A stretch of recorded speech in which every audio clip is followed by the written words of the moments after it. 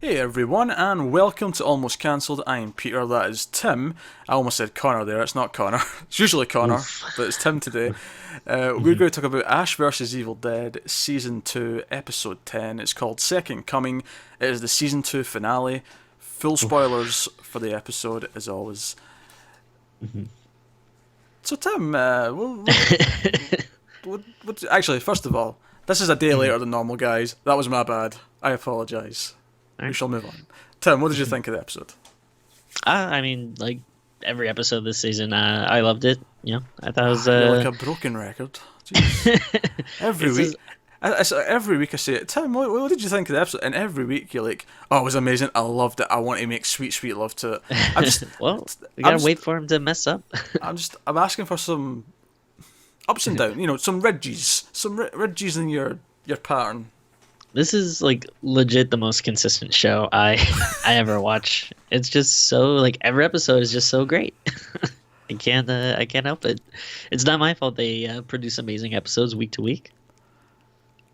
You know what, Tim? I love your passion. Thank you. I love your passion. I, you may be delusional, but I love every bit of it. That's not that I dislike this episode or the show. Of course not. I love this episode. Yeah. I have some not complaints, some weird time Like travel that's my only thing. Yeah, it's I was gonna observations. say I'll say observations is a good word. Yes.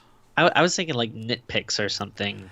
Uh, Well, you know, I mean it is nitpicks, but I think with this show it gets away with just being like, whatever. Like it can almost yeah, do that and we not care I'm because it's Evil Dead. It's silly. It's okay to be a bit silly.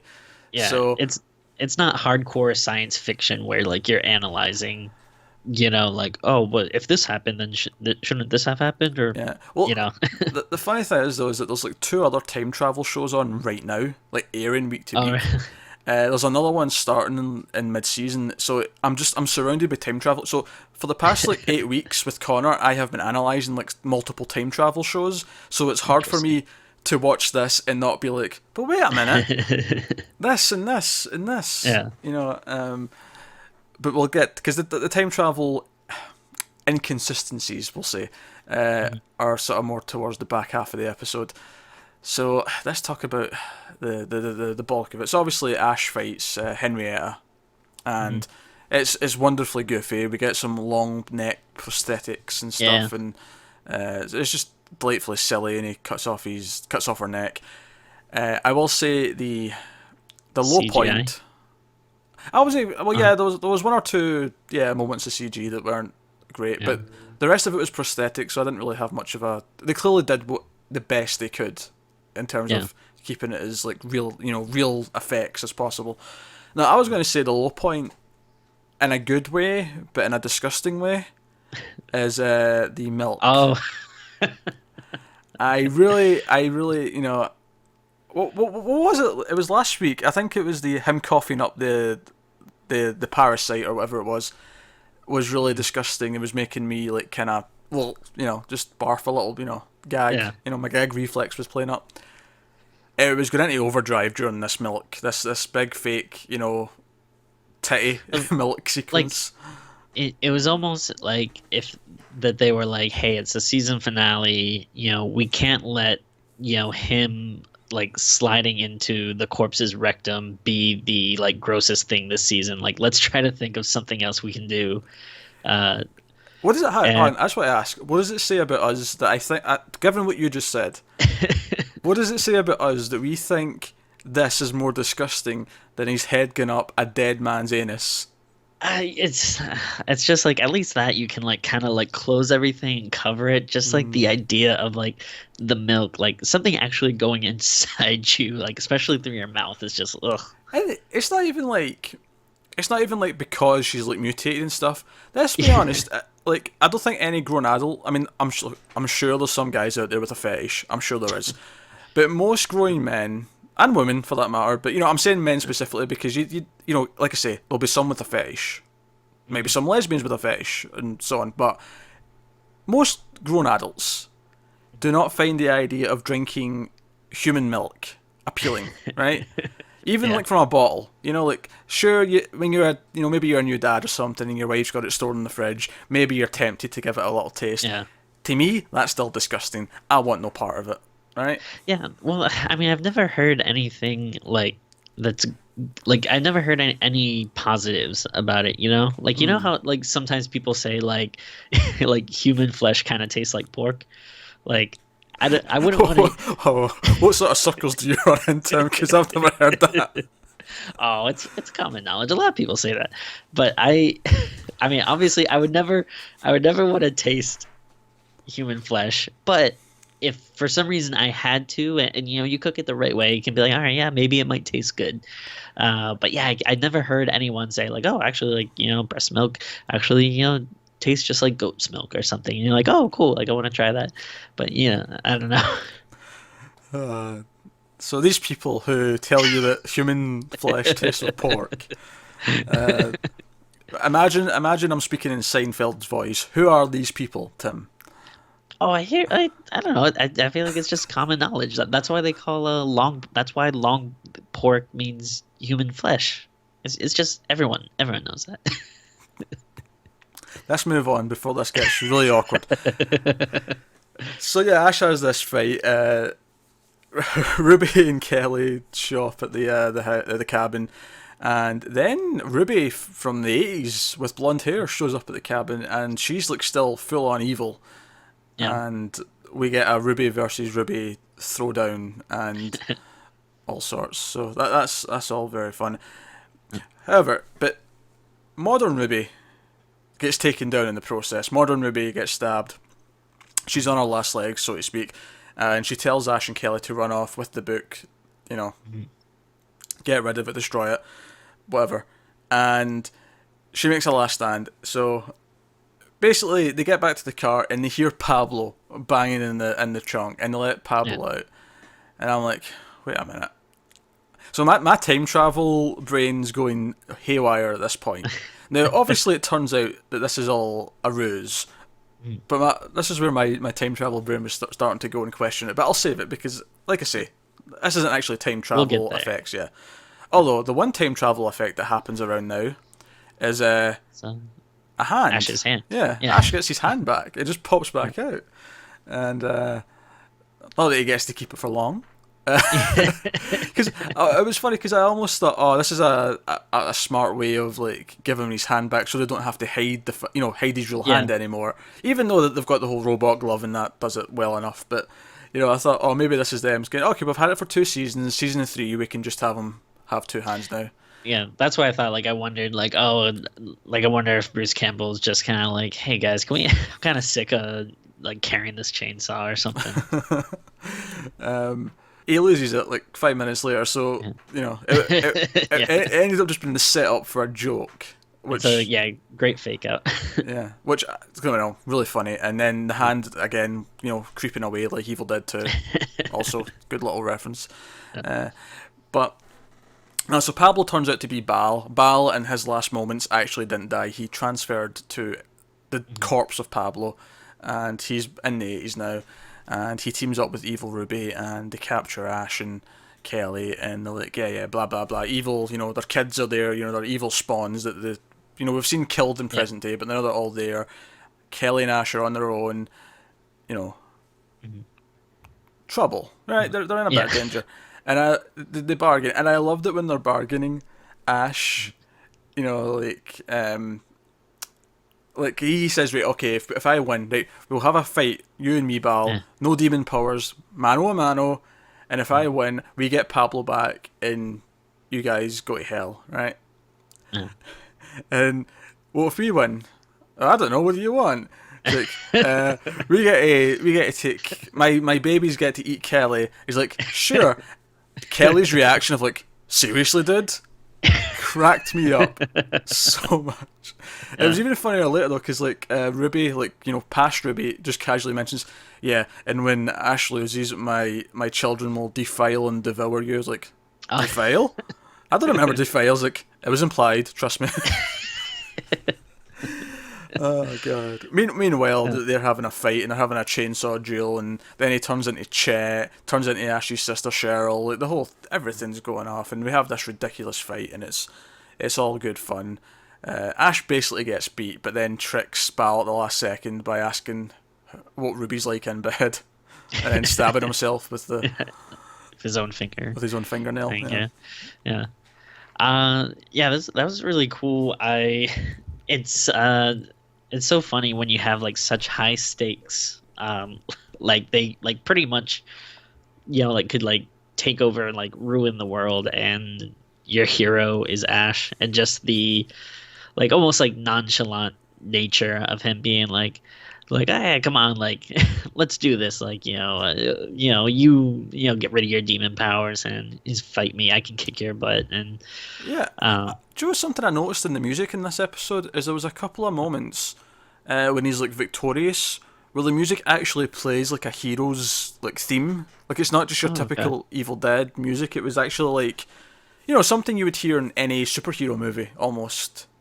When he's standing up, like victorious kind of thing. Yeah, I'll have to go back and listen to it. I think it didn't stand out to me as much this first time around.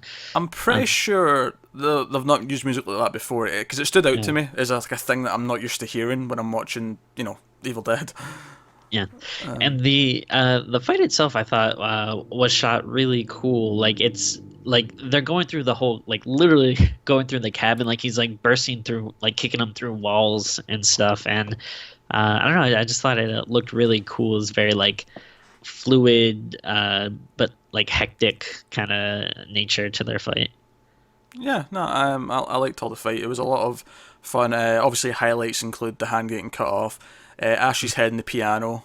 Oh yes, I was just gonna say the piano gag was really funny. Yeah, and playing the keys and hitting his head.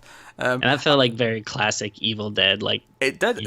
My only disappointment is I thought he was actually going to play a song for a little bit, but he just kind of it just sounded like that would have been cool. Yeah. It sounded like shit. I actually thought he was going to start playing chopsticks or something, and that would be funny. It'd be actual music, but he'd be getting hit. And maybe his like ouchies and ahs would like punctuate the music. Like. Yeah. But nah, lots of cool little things in the fight. Now I have no problem with the ending. I have no problem with it. Obviously, yeah, I want Pablo back. Of course I do. Yeah. Pablo coming back and his reaction, when they get outside and he digs his way out. Obviously, the cabin blows up as well and whatever. And yeah, and we basically cut to present day. So here's what we're going to analyse. Now, in present day, at the end of the episode, Ash and his crew are getting a little ceremony, a little town meeting where the mayor or whoever's thanking them, and Ash gives a terrible but wonderful speech about saving their lives and how they're all a bunch of dickheads. But we're past that now. And he has his Return of the Jedi moment where he sees his dad, Chet. Oh yeah, and I guess we forgot to mention too, like Chet appearing in the cabin. And I mentioned that. I did. Oh wait, no, not Chet. I meant his dad. Sorry. Oh yeah, his dad. Giving him advice. Yeah. Yeah, and yeah, I thought that was cool. Just to kind of offset like all like the evil, crazy spirits that we always see. Like that it's like, oh hey, yeah. Sometimes we forget like there are like these good ghosts and stuff. Joe's going back to that fight, because you mentioned the stakes being high, and I mentioned the music being kind of heroic at points. It did oddly, even though it still had that Evil Dead goofiness to it, where it's slapsticky and there's funny moments and it's kind of ridiculous. Yeah. There was this weird feeling to it where it was a bit more important, and I kind of want to commend them for that. How they managed to keep the regular feeling of Evil Dead and not make it feel like it's been bogged down in like drama or whatever, but at the same time it still oddly felt like, yeah, he's stepping up to the plate, and it's kind of endearing to see him do this. I don't want to say it had weight. I feel like that's like a weird thing to say about Evil Dead, but it had just an extra layer. It had an extra layer of importance. Yeah. Definitely, and that's like kind of just what's impressed me so much with this series so far is so many like times when they do like they make a TV show out of a movie, or they do a movie like 20, 30 years later or something, like a lot of times, even if it's good, it'll kind of feel like different, or I don't know, just not the same or whatever. But this show has just done such a good job of maintaining the spirit of Do you, like the series throughout. do you know what it reminded me of, actually, now that I'm thinking about So, it? It reminded me of Bubba Hotep. Not so much, oh, okay. not anything that happened in the fight specifically, just like, because Bubba Hotep, it's got a little bit of Evil Dead in it, and that it's like, it's silly. It's two old men. It's Elvis is an Yeah. old man, and a black guy who believes he's JFK, and he may be. I'm not disputing. Disputing. He may very Yeah. well be, but it's kind of kooky and crazy, and they're defending an old folks' home from a mummy. And if you've not seen Bubba Hotep, I thoroughly recommend it. I love Oh, that movie. without a doubt. Yeah. But the thing about Bubba Hotep is despite how silly it is, it always has this heart where you're rooting for him to win. Like, Yeah, definitely. more so than in Evil Dead movies, because Evil Dead's its own sort of like wacky, crazy, bloody violence. Whereas Bubba Hotep, Yeah. you're always rooting for, you always feel like, when the mummy gets like one of the other old folks, you feel that he's sadness and you feel like he wants to defend them, and there's like, a heart the entire time. Whereas I think that's what this last fight had. It had a little bit of heart, Yeah. despite all the Evil Deadness, which would normally stop it from happening, but it was just kind of there anyway. And I think that's impressive. I appreciate that. So Yeah. let's talk about time travel nonsense then, shall we? Because Okay. so they come back to the present and they're getting, not a parade, but they're getting this big ceremony, and they're being awarded, and everyone's cheering for Ash. There's people with cardboard chainsaws on their arms, and kids Yeah. dressed as Ash, and all sorts, and the aforementioned Force style ghosts. Yes. My problem with, again, I don't really care because it's Evil Dead and I can let it go. But Yeah. the problem with this though, so they blow up the cabin, Mhm.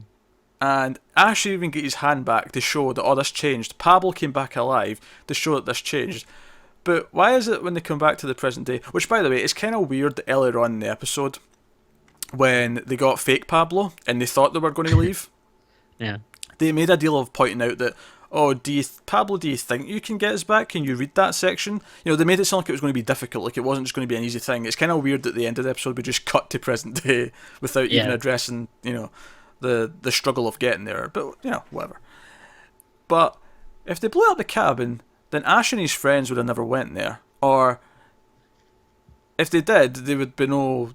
I mean, unless the implication in the post-credit scene, which we should mention, is that it's back in the 80s, Oh, yeah. and we see the book in the leaves near the cabin, or where the cabin was, I suppose, and we hear a voice say, "Oh, look, guys, what's this?" And we see them pick. Unless the implication there is that that's his group, that's Ash's friends. Yeah. Well, I mean, I feel like we're looking at it with like Back to the Future time travel rules, where if you go back and change something in the past, it's gonna have like repercussions in the present. But I don't know, maybe they have their own set of rules where that doesn't really apply or something. But it did. It affected his hand, and it brought Pablo back to life. But everything else, for some reason, still seems to have happened the exact same way. Because not only because they come back to the present day and they're getting a celebration because they saved the town from everything that's happened in season 2. But would any Yeah. of that have happened? Would he have ever met Pablo or Kelly? Would I guess technically, yeah, probably not, unless there was some other like ripples where it's like, well, no, all this stuff is still gonna happen. Now we just have to work our way around making it happen. I mean, I guess if the implication in the post-credit scene is that is Ash's like sister or friend, one of the other girl who was in the first movie, picking up the book, the implication is that stuff still pretty much happened. It just happened a little bit differently. Like he didn't lose his hand, for example, because he got that back.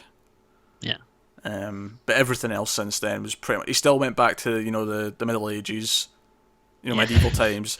And he still fought the evil, even though there was no cabin. So I don't know where they fought it, unless the cabin just came back because evil forces. Yeah, I have no idea. It's yeah, like we were saying, that was definitely kind of like one of my first like things I was like mulling over after the episode. But I mean, like you mentioned, it's Evil Dead, so it's Yeah, not it like it really doesn't actually matter. Like, I'm not going to care when season 3 starts. I'm not going to be sitting going, "This doesn't make sense." Blah, blah, blah. Like, it's just I'm going to point it out because it does stick out yeah, to me as someone who watches a lot of sci-fi and time travel stuff, and generally tries to get my head around it. yeah. I'm going to accept this makes no sense, and that's fine because it's Evil Dead, and tons of stuff makes no sense. Ash would be dead 100 times over if Oh yeah. this show followed any kind of real world logic or rules or Yeah. science. Like, I, he'd be dead. Everyone would be dead. I wonder if they almost like intentionally went out of their way not to explain it because they were just so like, yeah, we like it's not what we do. Like we don't Yeah, care. yeah, timey-wimey, Yeah. Doctor Who nonsense. That's all you need. But no, it was a really fun final. We had some really great fights. Probably had less jokes than maybe the rest of the season, but it makes sense because it's like got Yeah. all these. It's full of the big fights, so you don't have as much time to.